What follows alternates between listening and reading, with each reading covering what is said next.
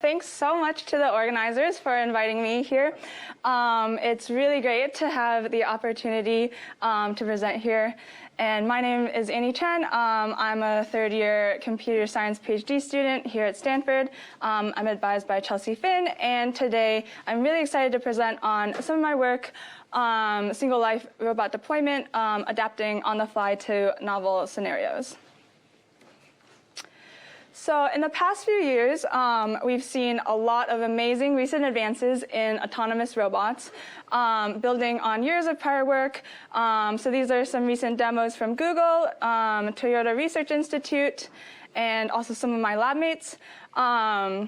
And so it's really exciting. Now we have robots that can do tasks that would be helpful in many settings, but generally these still only work in pretty controlled environments. So what's currently preventing all of these robots from helping out in the real world beyond controlled environments? So the problem is that even equipped with prior experience and pre-training, robots will encounter a wide variety of out-of-distribution situations at deployment time, and these might require a large amount of on-the-fly adaptation.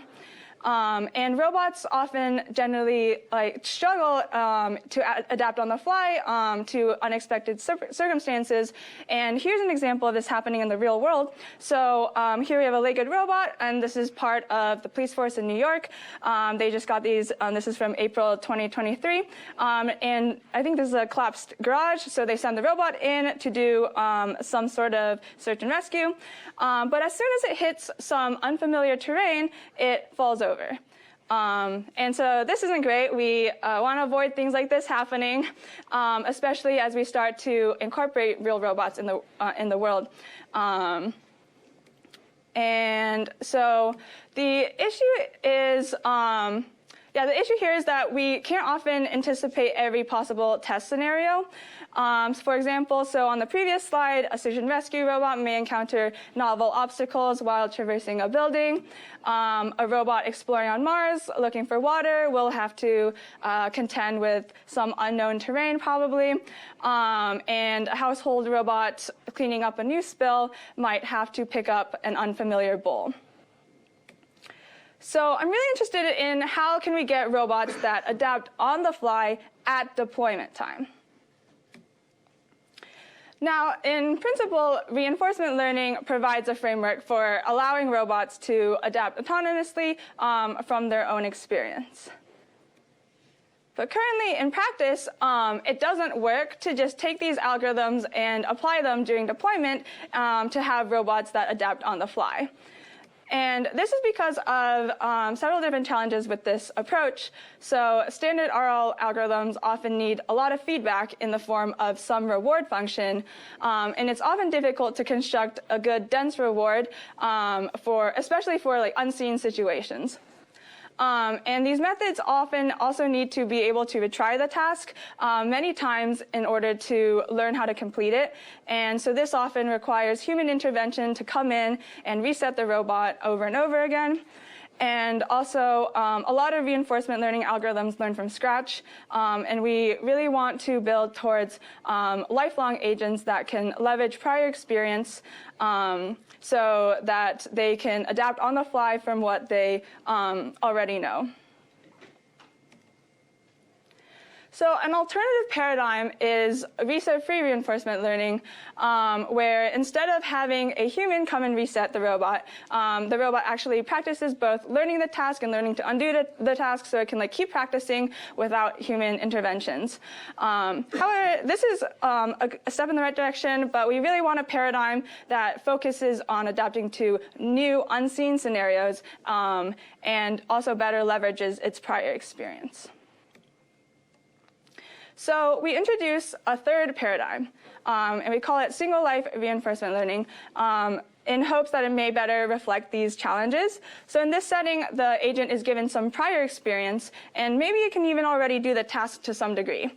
But then it encounters an out-of-distribution or a new scenario at test time, and it must adapt to solve that task without any human interventions or supervision. And it needs to figure out how to handle the situation within a single episode. And so that's why we call it single life. So as an instantiation of single life RL, here the agent has been given prior knowledge on how to run in an environment with no obstacles. And we evaluate its ability to adapt in a single episode to an environment with obstacles. We might just try to run reinforcement learning at test time in order to adapt to these obstacles. But here, as you can see, when the agent makes a mistake and it falls out of distribution, it can no longer rely on resets to recover. So what happens is that the algorithm will just get stuck, and it won't be able to handle this scenario. So existing reinforcement learning algorithms really don't allow us to have robots that actually adapt on the fly during deployment. And overall, I think this is a generally really interesting problem. There's a lot of room for progress. And so one idea that we've had towards this problem is to have robots not just adapt in the low-level space of actions, but also adapt in the space of behaviors to figure out how to handle a novel scenario at deployment time. So in particular, if the robot has some pre-trained behaviors, like it knows how to walk, slide, crouch, could we get it to handle new scenarios more efficiently by adapting in the space of these behaviors? So given some pre-trained behaviors, then within a single episode test time, we want a robot to be able to handle typical conditions, but also to be able to handle slippery conditions. Maybe it accidentally damages its leg in the middle of deployment, and so on. And all of these are things that it might not have seen during training. And our hope is that maybe it can handle these conditions better by trying different behaviors that it knows and modulating between them. So now there's definitely a rich body of work that does look at how to combine prior behaviors to solve long horizon tasks, for example, hierarchical reinforcement learning. And so many of these train a high-level policy that learns to choose behaviors, but the issue is that getting such a policy often requires an additional online training phase, and this may need a lot of online samples to learn. So this isn't effective for learning to adapt quickly within a single life. So is there a way that we can quickly figure out which behaviors are relevant at each time step? We propose a method called robust autonomous modulation, or ROM, and the key observation is to leverage the expressive power of each behavior's value function to guide this selection. So value functions inherently contain detailed information about potential rewards associated with different states for each behavior. So for a given behavior, it can, if it can likely succeed in that scenario, the value function at that state should be pretty high. So this means that at each time step during the single life, if we choose one of the behaviors with a high value at the current state, perhaps that will lead us to handle the novelty and solve the task. And since we already have access to value functions from pre-training the behaviors, this approach doesn't require any additional training or data collection. The issue is naively using pre-trained value functions may not lead to high reward behaviors, and this is because these pre-trained value functions tend to overestimate in out-of-distribution states. And we don't want this because we don't want one of the behaviors mistakenly giving a high value to a state just because it's never seen it before. So with the existing prior data from each behavior, we're going to do an initial fine-tuning step to correct this, and fine-tune the value functions with an additional loss that minimizes overestimation of the values at states for which a different behavior is better. So specifically, we have the standard Bellman error on the left, and then we additionally add a cross-entropy loss between the softmax of the values of the behaviors and the behavior index from which that state was visited. So what this does is it just it trains each behavior to separate in value between states that it visits versus ones that other behaviors visit. So it pushes up the value for states that are visited by that behavior, and then pushes down for states that are visited by other behaviors. In this way, the value functions are then less likely to overestimate at unfamiliar states. And then once we have these fine-tuned value functions for each of our behaviors, at test time, we'll sample a behavior from the softmax distribution given by the behavior's values at that current state, and then execute an action from that behavior, update, and then that behavior with fine-tuning, and then move on to the next time step where we can repeat the selection process. And importantly, we can update that behavior with fine-tuning, so we're able to both adapt at each time step at the behavior level, but then also we can fine-tune the parameters of individual behaviors. So our selection mechanism quickly identifies appropriate behaviors in a given situation. So this circumvents the need to learn a separate high-level controller or adaptation module. And this approach is also agnostic to how the policies and value functions of the prior behaviors are trained. And it can potentially provide improvements in new situations with either a small or large number of pre-trained behaviors. And then finally, the adaptation process all happens within a single episode at test time to a variety of situations, instead of learning how to adapt across many episodes. We have some theory in the paper on why the additional cross-entropy loss helps, but I'm just think it gets into the nitty-gritty, so just skip that. So how does Rome compare to prior methods? So in simulation, we started with a simulated Go1, a quadruped robot, and we evaluate two separate things: varying joint stiffness and varying friction. And we evaluate the number of steps to succeed in the single life, so the lower the number, the better. We compared to a state-of-the-art fine-tuning method, RLPD, a state-of-the-art meta-RL method, RMA, as well as using a high-level classifier to predict the skills. So for the stiffness evaluation on the left, the pre-trained skills that it has corresponds to having different joints that are frozen during training, but then at test time, a new joint is frozen. And then for the friction, there's skills that were trained with one of the 4 feet having low friction. And then at test time, the friction of 1 or 2 of the feet is changed to be lower than anything that was seen during training. So first, looking at these prior methods, both RLPD fine-tuning and RMA struggle, especially in the stiffness setting. On the left, the bars are really high. Again, lower bars is better here.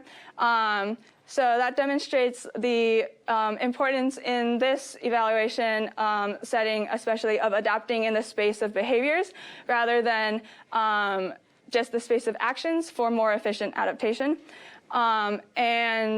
HLC struggles, especially in the friction eval suite on the right, and then this may be because it doesn't take into account the value of the behavior at a given state. It only takes into account state visitation frequency. And then we evaluate Rome, which is shown in the rightmost bar in orange, as well as Rome no FT, which is an ablation that doesn't use the additional cross-entropy loss that I mentioned.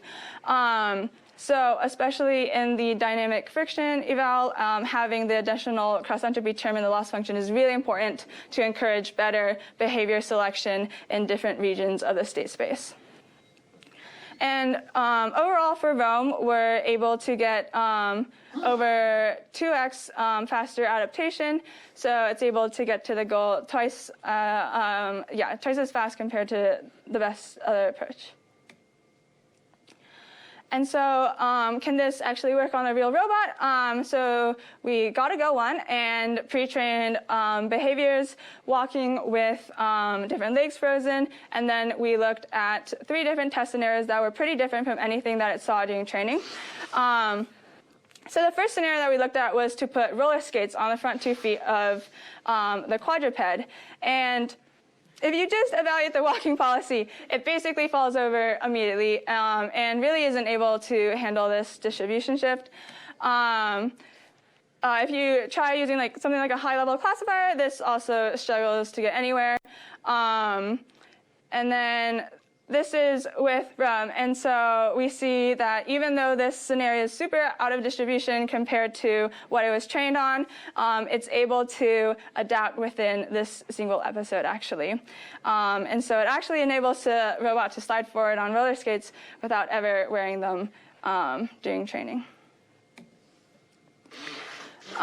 We also looked at some other scenarios like carrying heavy luggage. So here a case of heavy luggage is tied to the back left leg of the robot. And again, the robot is able to bring it forward even though it didn't see any luggage during training.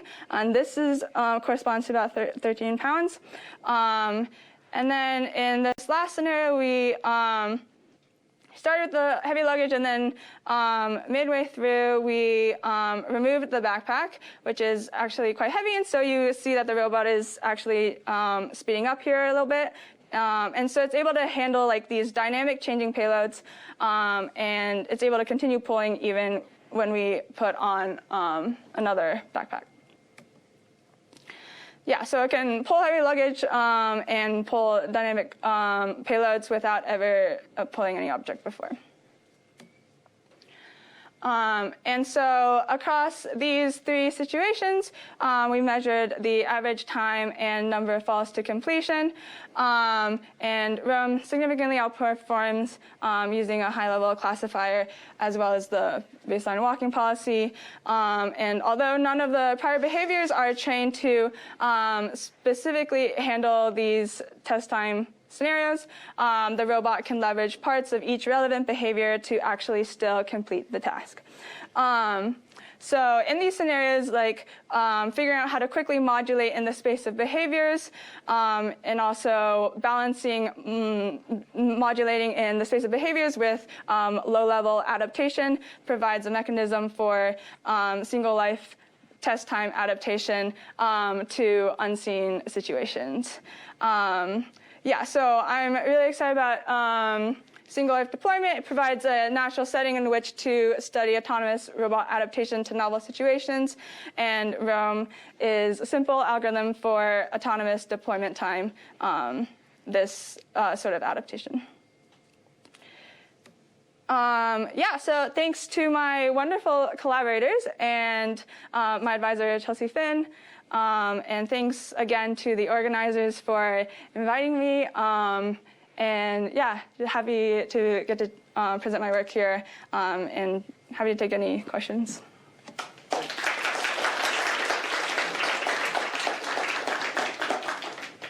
Okay. So for the all three conditions, they are all pre-trained with assuming some legs are frozen. Is that correct? Yeah. So we were just trying out how well just with what sort of different behaviors, what sort of adaptation we could get, and so we did pretty much the simplest thing, which was just train walking and then train walking with different legs frozen. And I think there's a lot of interesting ways to explore and extend on what happens when you have access to different sorts of behaviors. Yeah, is there any other conditions y'all be thinking about pre-training the robot with, other than having a few legs frozen?